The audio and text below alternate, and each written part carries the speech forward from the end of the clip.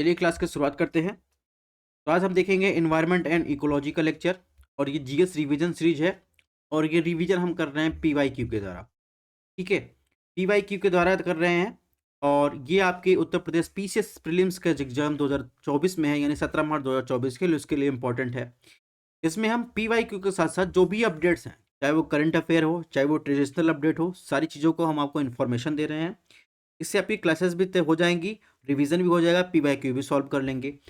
ऐसे ही हमारी geography class चल रही है, वर्ल्ड और इंडियन ज्योग्राफी कवर करवाई जा रही है और इंडियन कॉन्स्टिट्यूशन की भी क्लास चल रही है। बात करें यूपीपीसीएस प्रीलिम्स के इकोलॉजी इन्वायरमेंट के सिलेबस की बात करें तो इसमें कहा गया है आर्थिक और सामाजिक विकास, जिसमें सस्टेनेबल डेवलपमेंट की बात की गई है, गरीबी समावेशन की बात की गई है, जनसांख्यिकी सामाजिक क्षेत्र की पहल की बात की गई है। और इसमें उम्मीदवारों से यानी एस्पायरेंट से ये आशा रखी जा रही है कि जनसंख्या, पर्यावरण और शहरीकरण के बीच समस्याओं के संबंध परीक्षण किया जाए। और इसके अलावा जो जनरल मुद्दे हैं, ठीक है, जो इन्वायरमेंट इकोलॉजी या बायोडाइवर्सिटी से संबंधित, क्लाइमेट चेंज संबंधित जो जनरल मुद्दे हैं, उनको जानकारी होनी चाहिए। उनकी कोई विशेषज्ञता की आवश्यकता नहीं होती है, सामान्य जो जानकारी है वो अपेक्षित होती है आयोग के द्वारा। तो इसी श्रेणी में हम लोग एपिसोड 2 की बात करें तो उसमें आज है, एपिसोड फर्स्ट में 10 क्वेश्चन देखे थे, आज है 11 क्वेश्चन। इसमें पूछा है सूर्य के प्रकाश से परावैंगनी विकिरण प्रतिक्रिया के कारण बनता है जो निम्नलिखित में क्या उत्पन्न करता है। यानी जो सूर्य का प्रकाश होता है, अल्ट्रावायलेट जो वेव होती हैं यानी रेडिएशन होती है, उसकी प्रक्रिया के द्वारा देखेंगे क्या उत्पन्न करता है। Carbon dioxide, sulphur dioxide, ozone, fluorides. ठीक है, तो आप देखेंगे जब सूर्य का प्रकाश, जो अल्ट्रावायलेट रेडिएशन रहती है समताप मंडल में ओजोन लेयर में जैसे ही आती हैं, ठीक है, तो पृथ्वी में देखेंगे एक क्लोरोफ्लोरोकार्बन यानी सीएफसी मॉलिक्यूल होता है। उससे क्या होता है, ये विघटित होकर देखेंगे तो ये ऑक्सीजन के मॉलिक्यूल में टूट जाते हैं। ठीक है, यानी पराबैंगनी विकिरण एक फोटोकेमिकल प्रक्रिया के माध्यम से समताप मंडल में ऑक्सीजन अणुओं के विभाजन का कारण बनता है। इसमें जो नवजात ऑक्सीजन होते हैं उनका आणविक ऑक्सीजन के साथ यानी O3 का क्या करते हैं, उत्पादन करते हैं। ठीक है, और O3 देखेंगे जिसे ओजोन के कारण कहते हैं। पराबैंगनी विकिरणें जो होती है पृथ्वी की सतह पर प्रवेश करती हैं, ठीक है, जो जीवों को नुकसान पहुंचाती हैं। यानी अल्ट्रा वायलेट रेड सीधे नहीं आती हैं, जो समताप मंडल में ओजोन लेयर है वो ओजोन गैसेस के रूप में देखेंगे, वो पृथ्वी के सतह पर वायुमंडल में आती हैं। तो इसमें क्या ऑप्शन सही हो जाएगा, O3। ठीक है, इसी प्रकार आपने जो है एक ज्योग्राफी में सब पढ़ा होगा टॉपिक हीट बजट। यानी हीट बजट में आप देखेंगे जो सोलर से जो है जो रोशनी आती है तो उसमें कुछ देखेंगे रिफ्लेक्ट हो जाता है उसी टाइम, जिसमें आंकड़ों के मुकाबले 47% जो है एनर्जी जो है एब्जॉर्ब की जाती है महासागरों द्वारा, लैंड द्वारा। ठीक है, जब रात में क्या होता है, ये शॉर्ट वेव रेडिएशन जो है, रात में पृथ्वी ठंडी होती है तो ये रेडिएट करती है, यानी लॉन्ग वेव रेडिएशन के रूप में इसका रिफ्लेक्शन होता है। अपनी ठंडी जो होती है वो ठंडी के दौरान जो सारी रेडिएटेड एनर्जी रहती है वो बाहर निकालती है, वो लॉन्ग वेव रेडिएशन के रूप में निकलती है। अगर देखेंगे तो बहुत सारी एनर्जी अगर बादल है तो वो क्या होती हैं, यानी जिसे ग्रीन हाउस गैसेस के रूप में कहते हैं, वो कन्वर्ट होकर पृथ्वी पर आते हैं, पृथ्वी की निचली सतह वो गर्म करती हैं। ठीक है, और अगर बादल आसमान साफ है तो वो रिफ्लेक्ट हो जाती है। ठीक है, इससे क्या होता है, तो जितनी एनर्जी आई उतनी रिफ्लेक्ट हो गई, तो बैलेंस बराबर होता है, ना तो पृथ्वी की सतह का तापमान बढ़ता है ना तो घटता है। ठीक है, तो ये तो बात हो गई हीट बजट की। ठीक है, नेक्स्ट बात करें, क्वेश्चन नंबर 12 में क्या पूछा है, ग्रीन पीस इंटरनेशनल का मुख्यालय कहाँ स्थित है। 2018 में पूछा गया, एम्स्टर्डम, कैनबेरा, ओटावा, नागासाकी। तो ग्रीन पीस इंटरनेशनल की बात करें, ठीक है, ये एक विश्वव्यापी आंदोलन है। इसकी स्थापना 1971 में कनाडा के वैंकूवर में हुई थी। 1976 में आसपास ग्रीन पीस एक स्वतंत्र जो है एनजीओ के रूप में कार्य करना प्रारंभ किया। इसका हेडक्वार्टर देखेंगे तो एम्स्टर्डम नीदरलैंड में है। अगर इंडिया की बात करें, इंडिया में इसकी स्थापना 2001 में हुई, इसका मुख्यालय बेंगलुरु में है। ठीक है, तो इसमें जो है आप देखेंगे एम्स्टर्डम हो जाएगा। और ग्रीन पीस इंटरनेशनल 2018 के बाद आज भी न्यूज में है, क्योंकि आप देखेंगे अभी हाल ही में देखेंगे इसका उद्देश्य जो था क्या था, अमेरिका द्वारा अलास्का में जो न्यूक्लियर रिएक्टर, न्यूक्लियर हथियार थे उनका परीक्षण का विरोध करना था। ठीक है, यानी ये क्या करता है, महासागर, वन, जैव विविधता, महत्वपूर्ण पर्यावरणीय संस्थान जैसे आर्कटिक, अंटार्कटिका विशेष संरक्षण का प्रयास करता है। अभी हाल ही में न्यूज में इसलिए आ गया ये, क्योंकि आप देखेंगे रशिया ने जो है एक जहाज बनाया है, यानी तैरता हुआ परमाणु रिएक्टर। ठीक है, जिसे देखिए अकादमिक अकादमिक लोमो शो कहते हैं। ठीक है, ये एक जहाज है, यहाँ पर देखेंगे तैरता हुआ, इसमें परमाणु रिएक्टर बनाया गया है। इसमें जो पर्यावरण जो चेतावनी दी थी, इसके बावजूद जो है रूस ने आर्कटिक महासागर में ये जहाज जो है बनाया है। ये तैरता हुआ परमानेंट, इसकी वजह से ग्रीन पीस इंटरनेशनल इंपॉर्टेंट हो जाए। ठीक है, नेक्स्ट क्वेश्चन की बात कैसे पूछा है, भारत में प्रोजेक्ट टाइगर कब लॉन्च किया गया। ठीक है, तो ऐसे क्वेश्चन जो है यूपी पीसीएस बहुत ज्यादा पूछता है। एनवायरमेंट प्रोटेक्शन एक्ट कब आया, बायोडाइवर्सिटी एक्ट कब आया, ठीक है, प्रोजेक्ट टाइगर कब लॉन्च किया गया, प्रोजेक्ट एलिफेंट कब लॉन्च किया गया। में प्रोजेक्ट टाइगर के बारे में बात करें तो उसमें ऑप्शन दिया 1968, 1972, 1984, 1993। प्रोजेक्ट टाइगर की बात करें तो अभी हाल ही में भी न्यूज में था। ठीक है, न्यूज की बात करें तो पर्यावरण जलवायु परिवर्तन मंत्रालय दो प्रमुख योजना प्रोजेक्ट टाइगर और प्रोजेक्ट एलिफेंट को जो है आप देखेंगे एकीकृत कर रहा है। प्रोजेक्ट टाइगर एंड एलिफेंट के रूप में जो है एकीकृत कर रहा है। ठीक है, और वन्य जीव संरक्षण अधिनियम 1972 और वन्य अधिकार अधिनियम 2006 के उल्लंघन कारण कई बार ये जो है प्रोजेक्ट टाइगर न्यूज में रहता है। ठीक है, इसको भी ध्यान रखना है। प्रोजेक्ट टाइगर की बात करें तो ये एक वन्य संरक्षण पहल है जिसे 1973 में शुरू किया गया था। ठीक है, तो इसमें देखिए 1973 प्रोजेक्ट टाइगर की बात करें तो 1973 में जो है ये शुरू किया गया था। इसमें देखेंगे तो इसमें क्या 1973 है नहीं, तो आप 1972 लगा दीजिए। ठीक है, में देखिए ऑप्शन गलत है, लेकिन आप 1972 लगा दीजिए। तो 1973 में शुरू किया गया था। प्रोजेक्ट टाइगर का प्राथमिक उद्देश्य था वो टाइगर रिजर्व बनाकर बाघों की आबादी को प्राकृतिक आवासों में अस्तित्व को सुरक्षित करना। ठीक है, यानी इन सीटू कंजर्वेशन करना, उसी के आवास में सुरक्षित करना। बायोडाइवर्सिटी कंजर्वेशन से क्वेश्चन इस बार भी आए हैं।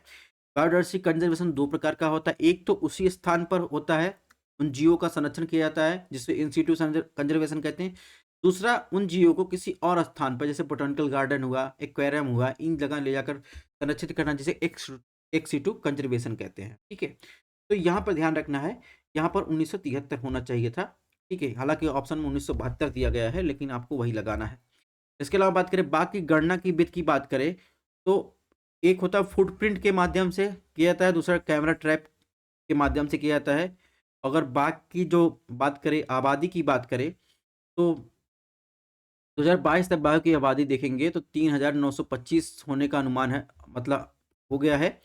और प्रति वर्ष देखेंगे 6.1% की वृद्धि को दर्शाता है। भारत जो है अब विश्व के 3/4 बाघों का घर है।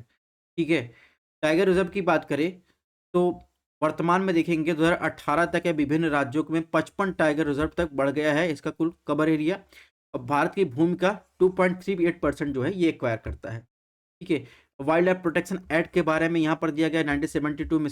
इसका जो उद्देश्य क्या है, विभिन्न प्रजातियों की सुरक्षा, उनके आवासों को प्रबंधन, वन्य जीव पादप उनसे बने उत्पादों के व्यापार का रेगुलेशन और नियंत्रण करना, उसके लिए कानूनी ढांचा तैयार करना। ठीक है, तो ये चीज़ें भी आपको ध्यान रखना है। 2006 में देखेंगे तो वाइल्ड लाइफ प्रोटेक्शन एक्ट में संशोधन करके राष्ट्रीय बाघ प्राधिकरण की स्थापना की गई, जो एक व्यापक बाघ संरक्षण का निर्माण करता है।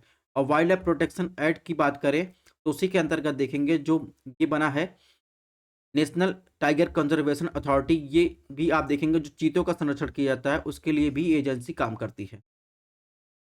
जहाँ तक बाघ की बात करें तो IUCN की रेड लिस्ट में शामिल है, साइट्स की एनेक्स फर्स्ट लिस्ट में शामिल है, वाइल्ड लाइफ प्रोटेक्शन एक्ट के जो है एनेक्स फर्स्ट लिस्ट में शामिल है। ठीक है, इसका देखेंगे जो इसकी उप प्रजातियाँ होती है, महाद्वीपी में पैंथेरा टाइग्रिस होता है, सुंडा में देखेंगे तो पैंथेरा टाइग्रिस सुंडाई का होता है। ठीक है, इसके अलावा अगर बात करें बहुत सारे एक्ट के बारे में क्वेश्चन आते हैं, जैसे आप देखेंगे तो इसमें पूछा है water and prevention pollution and control act कब आया, 1974 में। ठीक है, इसे जो है अमेंड किया गया 2 जून 2010 में। इसके बाद 1975 में water prevention control pollution act आया। तो इन सब के बारे में आपको ध्यान रखना है। इन्वायरमेंट प्रोटेक्शन एक्ट से बहुत ज़्यादा क्वेश्चन पाया जाता है, ये 1986 में आया है। ठीक है, तो ये चीज़ें आपको ध्यान रखनी है। नेक्स्ट क्वेश्चन की बात कैसे पूछा है, क्वेश्चन नंबर 14 पूछा है निम्नलिखित में कौन सा मानव जनित बायोम का उदाहरण है, fresh water, grassland, rain forest और या क्रॉपलैंड। ठीक है, तो बायोम की बात करें कई टाइप के बायोम पाया जैसे रेन फॉरेस्ट होता है, ठीक है, taiga biome, temperate deciduous, grassland biome, desert biome, tundra biome. और देखेंगे जो मानव द्वारा बनाए जाते हैं उसे क्या कहते हैं, कृषि लैंड यानी क्रॉपलैंड बायोम कहते हैं। बायोम की बात करें, बायोम क्या होता है, बायोम देखेंगे एक क्षेत्र में अनेक समुदायों का ये जाल होता है। ठीक है, एक क्षेत्र में बहुत सारे समुदायों का जाल होता है, क्या कहते हैं, बायोम कहते हैं। ठीक है, बायोम को क्या कहते हैं, बायोटिक कटिबंध भी कहते हैं। ठीक है, जैविक कटिबंध कहते हैं। और बायोम के समूह को क्या कहते हैं, जैव मंडल कहते हैं, यानी जल मंडल, स्थल मंडल, वायुमंडल का एक देखेंगे जो ट्रांजिशन एरिया होता है उसे क्या कहते हैं, जैव मंडल यानी बायोस्फीयर रिजर्व कहते हैं। ठीक है, तो ये बात हो गई बायोम की। तो इसमें क्या हो जाएगा, क्रॉप लैंड जो है क्या है, मानव जनित बायोम है। ठीक है, क्वेश्चन नंबर 15 की बात करें, इसमें पूछा है 2018 में क्वेश्चन पूछा गया है, निम्नलिखित में कौन सा जानवर बिना पानी पिए सबसे अधिक समय तक जीवित रह सकता है। ठीक है, giraffe, camel, kangaroo, kangaroo rat. ठीक है, देखेंगे इसमें बहुत सारे लोग जो है कैमल मार के चले आएंगे, यानी ऑप्शन जो है सही क्लिक करके चले आएंगे, लेकिन बिना पिए सबसे अधिक समय तक जीवित रहता है ऑस्ट्रेलिया का एक जो है, देखेंगे वहाँ का जो है प्राकृतिक आवास स्थल है, उसे कंगारू रैट कहते हैं। ये सबसे अधिक समय तक जो है बिना पानी पिए जो है जीवित रह सकता है। ठीक है, नेक्स्ट क्वेश्चन की बात करें, जैसे पूछा भारत का पहला राष्ट्रीय समुद्री जैव विविधता केंद्र किस शहर में स्थापित किया गया। National centre for marine biodiversity 2018 में क्वेश्चन पूछा गया, भावनगर, जामनगर, मुंबई, पौंडीचेरी।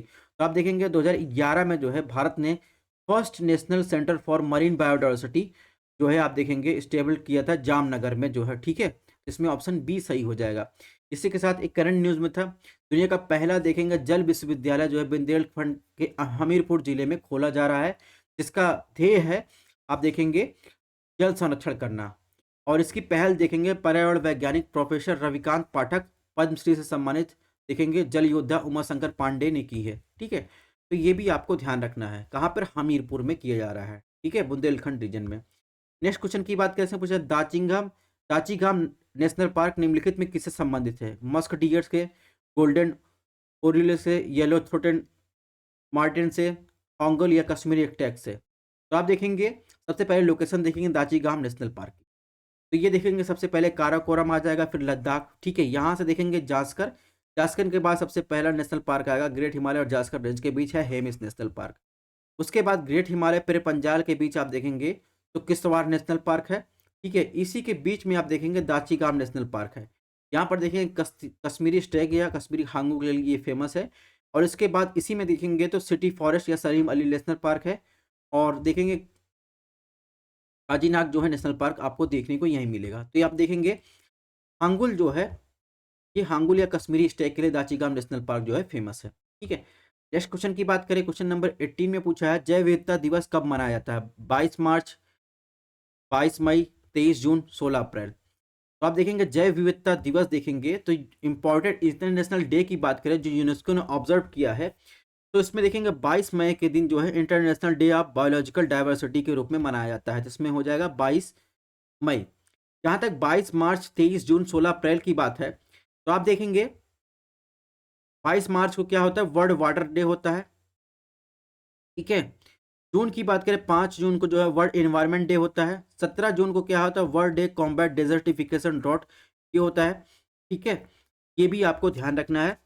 24 जनवरी क्या होता है, इंटरनेशनल डे ऑफ एजुकेशन होता है। तो ये सब जो ऑब्जर्व किया गया है यूनेस्को द्वारा ऑब्जर्व किया गया है। नेक्स्ट क्वेश्चन की बात करें, देखिए ये भी जो है आप देखेंगे ओजोन लेयर से संबंधित है।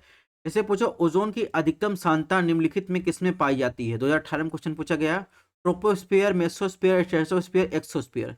तो पृथ्वी की सबसे निचली परत देखेंगे तो वो होती है क्षोभ मंडल, क्षोभ सीमा जिसे कहते हैं। उसके बाद देखेंगे समताप मंडल। ठीक है, फिर आप देखेंगे मध्य मंडल। ठीक है, आयनोस्फीयर, फिर एक्सोस्फीयर। तो आप देखेंगे समताप मंडल की जो निचली परत होती है वहां पर देखेंगे कि आप सतह पाई जाती है, ओजोन की अधिकतम सांद्रता पाई जाती है। ठीक है, ओजोन गैस आपको ओजोन लेयर पाई जाती है, तो आपका हो जाएगा स्ट्रेटोस्फीयर हो जाएगा। ठीक है, नेक्स्ट क्वेश्चन की बात करें तो निम्नलिखित में कौन सा स्वस्थान यानी इन सीटू कंजर्वेशन स्ट्रेटजी के रूप में उदाहरण नहीं है। ठीक है, biosphere reserve, botanical garden, national park. ठीक है, पवित्र उपवन। तो आप देखेंगे बायोडायवर्सिटी का कंजर्वेशन दो टाइप से किया था, एक तो इन सीटू यानी उसके प्राकृतिक आवास स्थान पर ही किया था, दूसरा एक्स सीटू यानी उस प्राकृतिक आवास स्थान से बाहर लाकर किया था। In situ conservation national park आता है, वाइल्ड लाइफ सेंचुरी आता है, बायोस्फीयर रिजर्व। ठीक है, पवित्र उपवन आते हैं। एक्स सीटू कंजर्वेशन में देखेंगे zoological park, botanical garden, gene bank और देखेंगे क्रायो प्रिजर्वेशन टेक्नोलॉजी आता है। तो इस प्रकार आप देखेंगे इसमें क्या हो जाएगा, बोटेनिकल गार्डन क्या है, ये इन सीटू नहीं एक्स सीटू कंजर्वेशन का उदाहरण है। ठीक है, इसमें ऑप्शन बी सही हो जाएगा। ठीक है, तो इस प्रकार आई होप आप लोगों को बहुत सारी चीज़ें रिवीजन हो रही हैं। ठीक है, आगे क्लासेस कंटिन्यू करेंगे। चैनल पसंद आ रहा सब्सक्राइब भी कर सकते हैं। पीडीएफ के लिए हमारा टेलीग्राम चैनल जो है आप फॉलो कर सकते हैं, व्हाट्सएप पेज ज्वाइन कर सकते हैं। मिलते हैं नेक्स्ट जो है लेक्चर में।